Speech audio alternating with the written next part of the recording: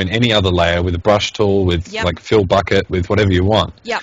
and then create these masks Yep.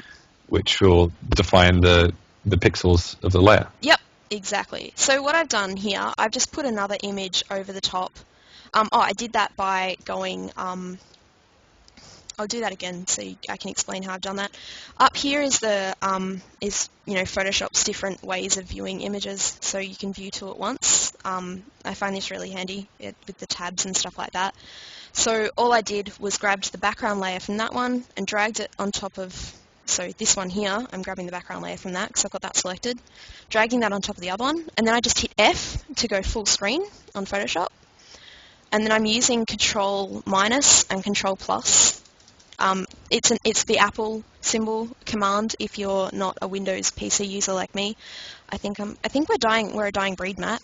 We really are. I think so. I think we're The Mac's gonna. taking over. We're nearly extinct. So you can see there when I zoom in. Yay, zooming! Are people asking questions? There's so many people watching. Hello, people. We just had Liam ask if we could illustrate it using a transparency mask, which I think, is that what you're doing now? Yeah. Yeah. Yeah, cool. I think. I don't know. It's anyway. So I'm just going to show you. There's different ways. There's 1,000 different ways to skin a cat in Photoshop.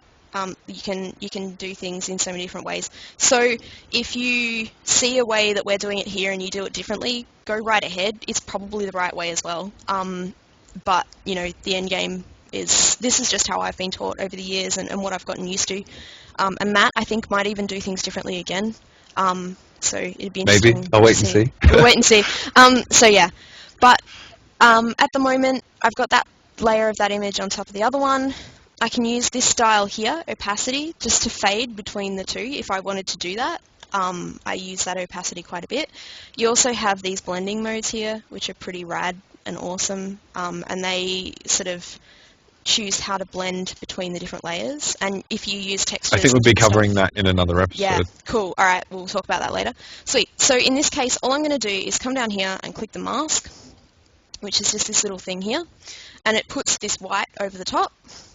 I'm just going to go B for brush on my keyboard, and I'm going to use my black, and you can see I'm scribbling out that top image on the mask. Just always make sure that mask is selected instead of the image, because if you select the image just there, things might go horribly wrong and you'll cry and you won't be able to go back and fix this again.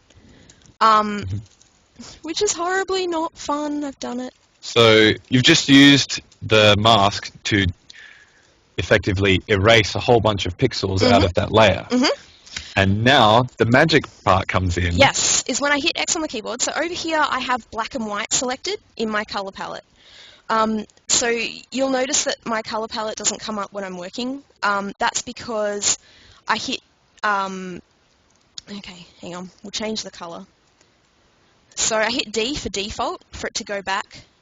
So say you've got random colors selected. Go there. And we'll select something else. It's currently showing up grey on grey because I'm selected my mask, but if I go here, it's going to come up with my different colours. So there we go. We have red and green. If I hit D on my keyboard, it'll go back to black and white. And if I select my mask, it's going to go back to grey on grey because I did that before. But I'm just going to go D, and it'll go to black and white. And white will repaint in what I've just had, and you'll always be able to go back and repaint stuff in. So you can So here's the magic. Here's the magic. Restoring all these pixels. We're restoring pixels. Weekends makes magics happens. So it's pretty much the only way you can delete pixels in a non-destructive way and get them back. And you can think about how creative you can get with this. And I've got two completely different images here just so I can show you guys, so you can see the difference. But, you might decide to put in, this is a way you do head swaps on photographs. So you've got a family photo and you want to do a head swap, and that's what you do. Yeah, stuff like that, or cutting out of, I recently did some work where I was cutting out bits of paper and putting it so it was floating in a background, things like that. That makes it all the funs. Yeah. You can Yeah, use... and so once again, like all of your tools on your palette will work inside the layer mask. Exactly. So do you want to just go ahead and drop a gradient in there? Yeah, I will actually. That sounds like a great idea. There's my gradient. There we go. Drop our gradient in and see how that gradient at the moment is going from black to white because we have that selected in our palette. When I just put that gradient tool into my mask, it's just made things fade from one image to the other. And gradients are cool because it goes the way I kind of drag it too. I like that a lot. If I went and chose a grey for my gradient, it's going to go... So greys are like a different types of opacity. Essentially, the more white you paint, Mhm. the more visible the pixels will be. Yeah, pretty much. And we can use our marquees like before in here. So say, we want to use that circular marquee. Where is it? Where did it go? I'm having a moment. Oh, that's because I had it all selected. I have my moments, guys, okay? Yeah. And I hit X and delete. See how it's grey? My background colour there is grey, so it's deleting and making that area see-through, which is cool and useful. And later on tonight when we're doing like the freeform, you'll see more of this sort of stuff, because I'll probably be doing lots and lots and lots of, masking and deleting and all that sort of stuff. Yeah. So the next thing was adjustment layers. And this is all the like total guts of... I think I use the layers palette more than anything else in the world ever in Photoshop. The adjustment layers, we've already had a little bit of look at them, but we go layer, new adjustment layer, and you've got everything here that you would normally have in image adjustments. So image adjustments, when you do that sort of stuff, it destroys the pixels. Is anyone asking any questions or anything like that, Matt, or have we... everybody's a happy No, camper? we're good for now. We can continue. Everybody's happy? You can tell us, like, if Yep. you're not, you can, like, demand your money back or your half an hour back or whatever. That's cool. We're down with that. Okay, so, sweet. Where were we? Yeah, so adjustments. It'll do the exact same thing. It'll bring up the same dialogue, blah-de-blah, but it will affect the pixels, and we won't be able to ever go back and kind of fix that again or change that. So how we counteract this is layer, new adjustment layer, curves instead of going layer, edit curves. Image, edit curves. It's getting... So yeah, all of the options you have in your image adjustments menu are Mhm. all available as adjustment layers. Yes, absolutely. And the cool part about adjustment layers is they come automatically with a mask, and we can come into them like we did before with our... I'm using the eraser as well. You can use the brush or the eraser. I automatically hit E on my keyboard and go to the eraser. But you can see how, as I scribble, it's making stuff lighter and darker and blah-de-blah, and things like that. This is, once again, great for, and I showed you an example before of making the eyes brighter and darker, or I made Nathan's face, one side of it. Now I'll just remove this. So here we go. We've done our eyes. We use our lasso, and we go... And I don't want my magnetic lasso, so I'm holding down Shift and hitting L, and that just scrolls through the tools on the side there. So I'm just going to kind of scribble around, go fine edge, go feather, go OK. Layer, new adjustment layer, curves, go OK. And drag that shiz up a bit higher, and play with things. Should I talk about curves and what it does and how it works, or should we talk about that in another day? I think that has like a whole episode That dedicated has a whole to it. episode. It really does. It's like, yeah, it's like frightfully complicated. This is really handy for making vignettes. So, a classic photographic thing that people do is called a vignette. So I'm going to go layer, new adjustment layer, curves. Okay. I'm going to just take down the top a little bit. I'm going to go like this. So we'll talk about what they are in another episode. And now I'm just going to make a humongous big brush with no hardness on the edge and just kind of scribble away, and you'll see that the edges have kind of gone darker. And that's really handy. I'll do that on another image. I've got a better one here that's going to show that. So I'm going to go layer, new adjustment layer curves.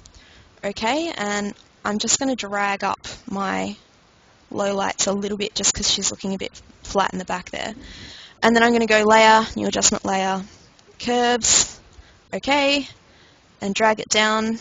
And I'm exposing now for the edges. Before I was exposing for the face and just behind her, but now I'm thinking about how dark I want it to be on the edges, not on her face. And so now I can just remove it from her face. And that sort of creates this illusion of our eye going into the center. Our eyes will always go to where the brightest point is, or depending on the image, where the darkest point is. So it's just in an attempt to make that happen.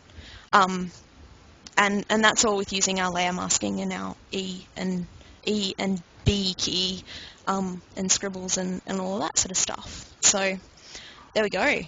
Does that all make sense, everybody? Yeah, well, it makes sense to me, so I hope it makes sense to everyone else. Ask questions if it doesn't. That's okay. Feel free to ask questions in the chat. That's the whole point of the live stream. Yeah. Okay, so our last point for crazy nerds is, in all of this non-destructive workflow, when to actually merge your layers. When to actually merge your layers, I'd say never. I'd love to say never. I don't know, Matt, how do you feel about this? Sometimes it gets really impractical to have too many layers going on. Yeah. And so if it comes to a point where you absolutely need to merge your layers, how you do it is you duplicate them all and then collapse the duplicates, flatten the duplicates together. Yeah, yeah. And that will happen, I guess sometimes it'll happen when, for example, I'm just going to grab a texture. I love texture work, and I love, I don't know, putting images over the top of other images and playing around with that. So I'm just going to use this image here. Oh, actually, I can't use that. That's not mine. Sorry, guys. It's actually somebody else's. So,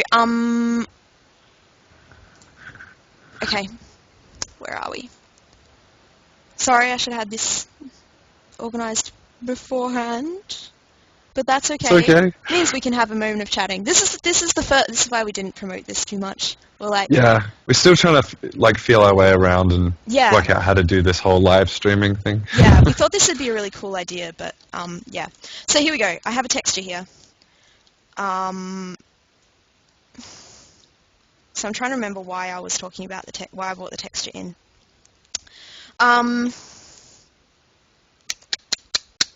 Cool. So this is where I'm just going to use my kind of layers. I think exclusion was the one that works. Woof. Maybe not. There we go. Exclusion on low opacity. Let's go with that. Okay. So, oh no, bugger that. I don't like that. Matt, tell me where it looks good. There'll do. That'll do. Screen or overlay? Yeah. Hard light, screen, overlay. They generally look good. Okay.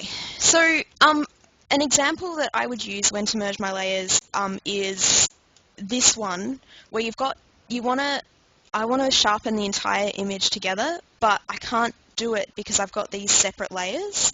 So a really cool kind of way of doing, I guess this is how I do it. I don't know about anybody else, but a really cool photographer, Mel, taught me Control-Alt-Shift-E, and I remember that by, everything. So all of my keys that I need, I want to copy all of the document together, and now it gives me this layer on the top, which is a copy of everything. So if I just turn off these layers here, you'll see. There we go. That's everything together. Yes, so that pretty much just automates what I said before. It automates what you said, yeah. So you can do that.